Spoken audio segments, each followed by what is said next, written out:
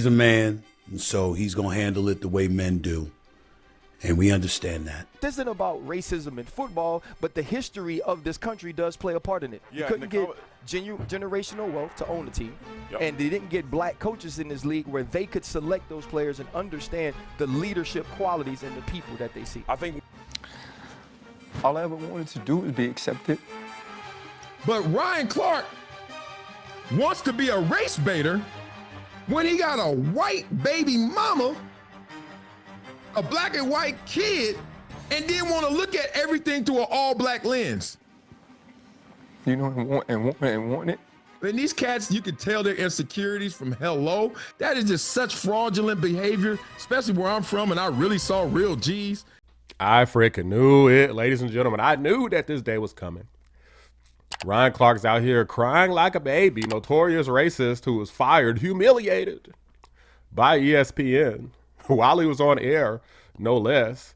And this is a guy who a lot of people call him a race grifter, race hustler. I actually disagree with that characterization because those people, the race grifter types, race hustler types, they're the ones who are selling racism, who I don't even think believe that what they're selling is something that they believe at all. They just want to make money. They want to build clout and kind of keep that narrative going because that's what pays their bills. And they know that not a modicum of what they're saying is true. But Clark, on the other hand, I actually just think is just a weak human being. And today is a perfect representation of this. Let's go ahead and react to it. By the way, guys, there's a new feature on YouTube where you can hype videos. So be sure to like the video, hype the video.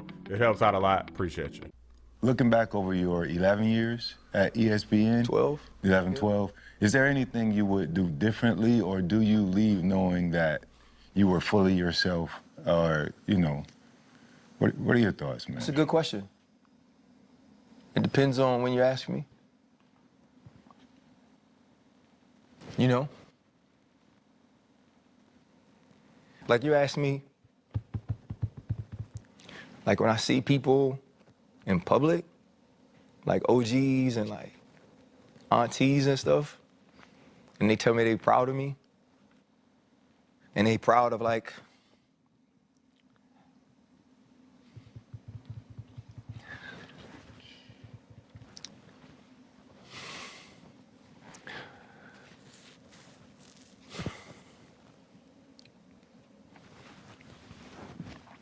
and they proud of like the way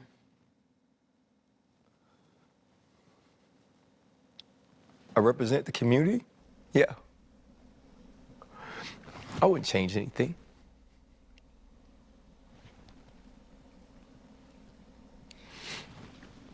Because that means the world to me. You know, or like. Let me pause it right there for a moment and say that in my opinion,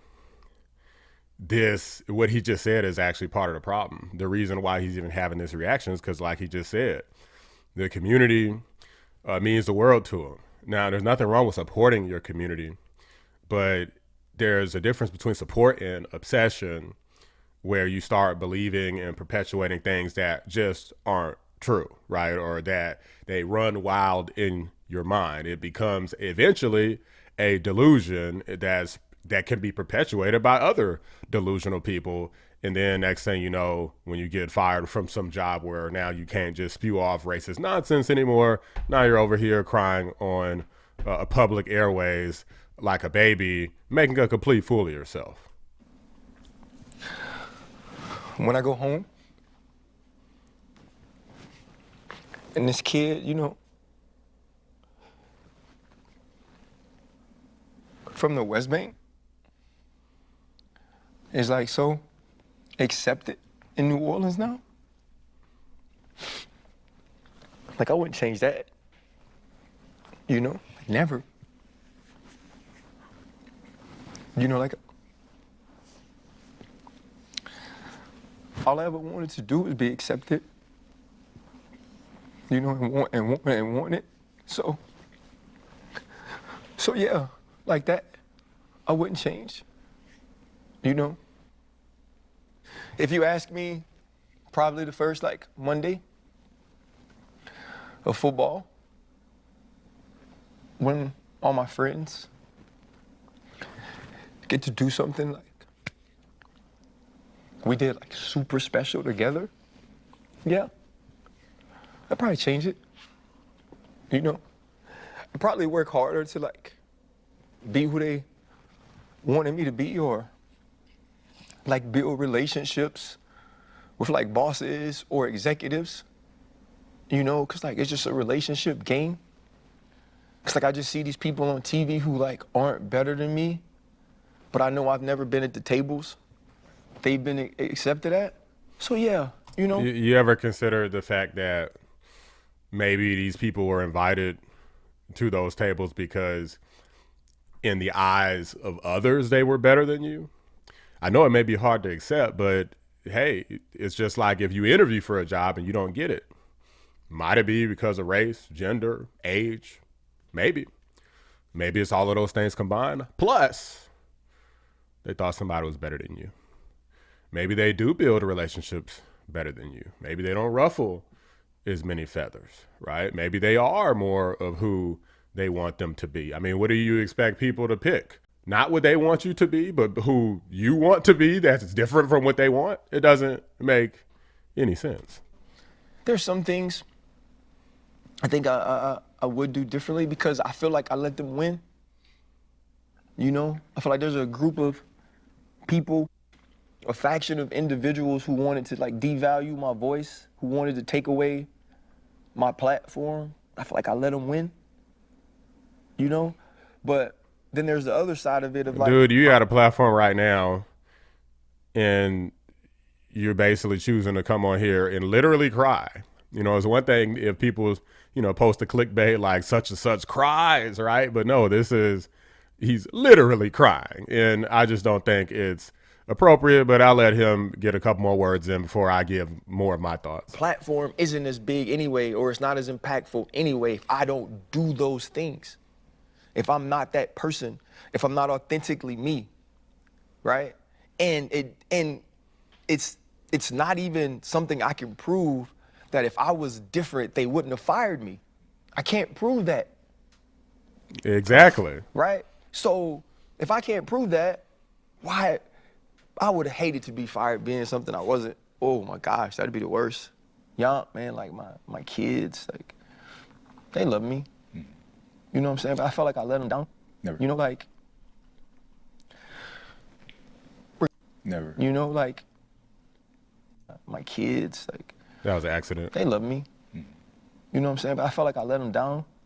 Never. You know, like,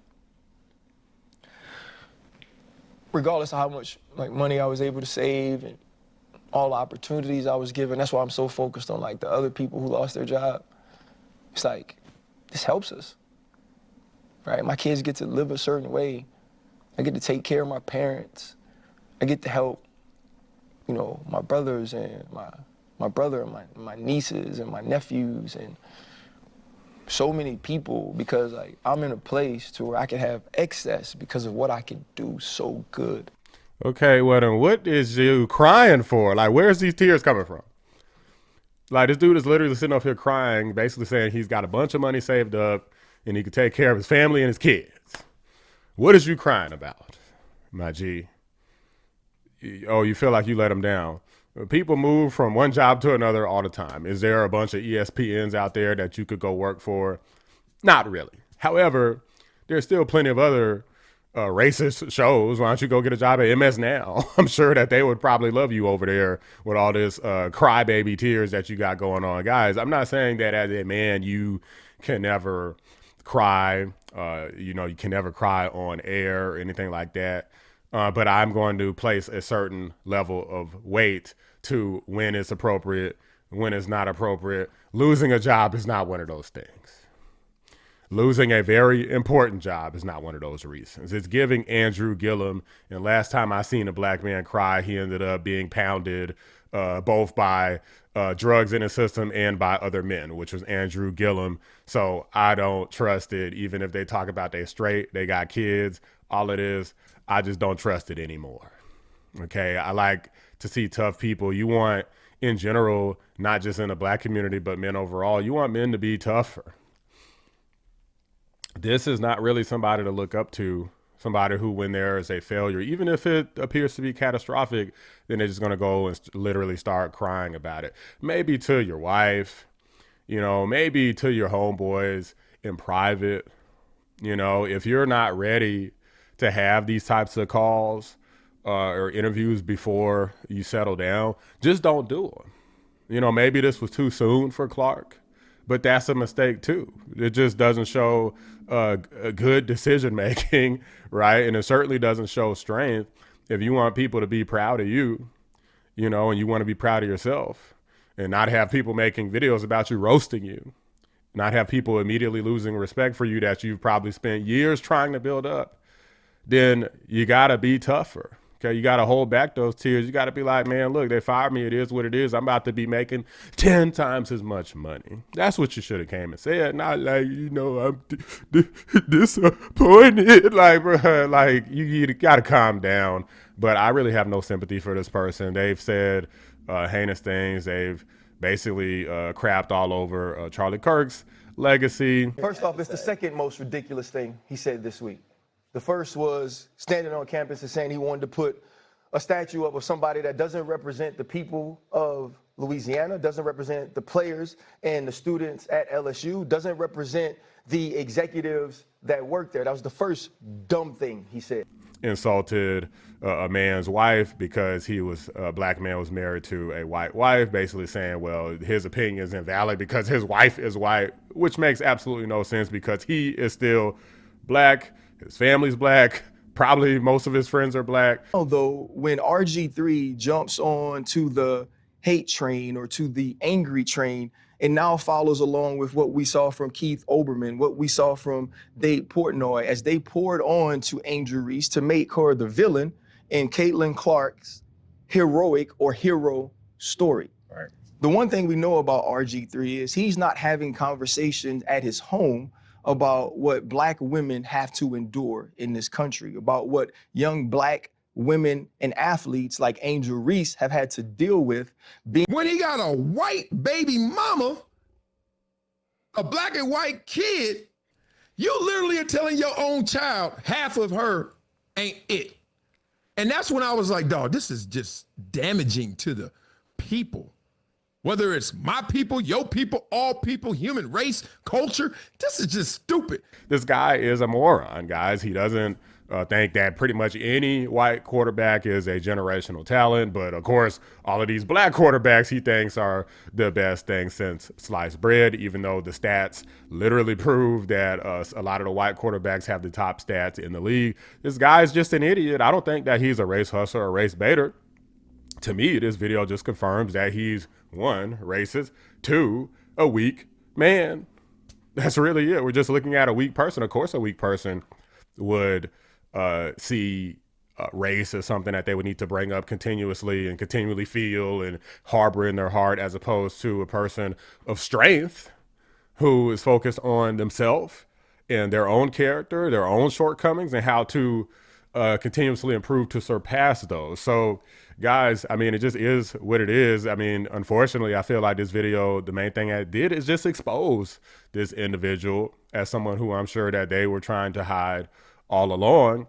I think that the firing didn't have to do that. Unfortunately, he did it to himself. But these are just my thoughts, guys. Let me know what you guys think. Drop a like on the video. Subscribe to the channel if you're new. I appreciate you guys watching. I'm out. Big shout out to my members, Cybernoodle 655, Bella Scott, Carpentier John, Pinecone 6, and Arcano. Always appreciate you. So God bless you. Congratulations, you guys. You're amazing. Congratulations. You guys are amazing, okay? Know it. Feel it.